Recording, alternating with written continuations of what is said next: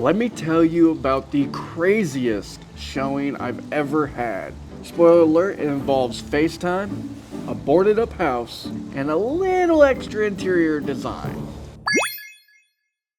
So I get a call from an investor client to check out a handyman special, as in code for it's missing a roof or a floor, or maybe even both.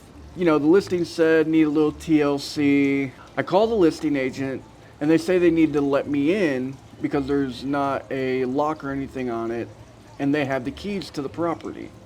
I'm like, okay, I'll meet you there. I pull up to the house. Immediately, I can see it's what you call not HGTV ready. You know, it's got boarded up windows like they're prepping for the zombie apocalypse. But hey, an investor loves a good project, right? So I hop on to FaceTime with my client and we're going through the house. I'm doing the usual, pointing out things that might need work, stains on the ceiling and so forth, so on. And I noticed that downstairs there was a broken window, thinking that maybe a baseball or a tree limb or something went through it.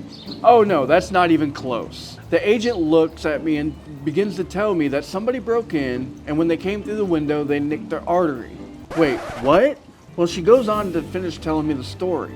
When the guy climbed through the window, he sliced an artery in his neck and was trying to stop the bleeding, but it's an artery. It's spraying. So it got all over the walls downstairs.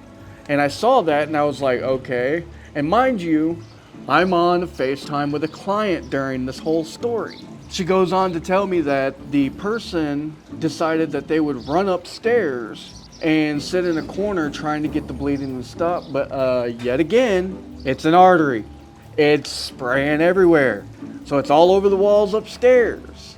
So here I am in the middle of a FaceTime with a client, getting told about a literal crime scene and trying to keep it together like a professional. I go, oh, it's a great layout, a lot of potential. We just know that there needs to be paint. Moral of the story is that when it says investor special, they usually mean it and always ask about the broken window. And if you want to hear more stories like this, comment below. But as always, make sure you're following us on our socials.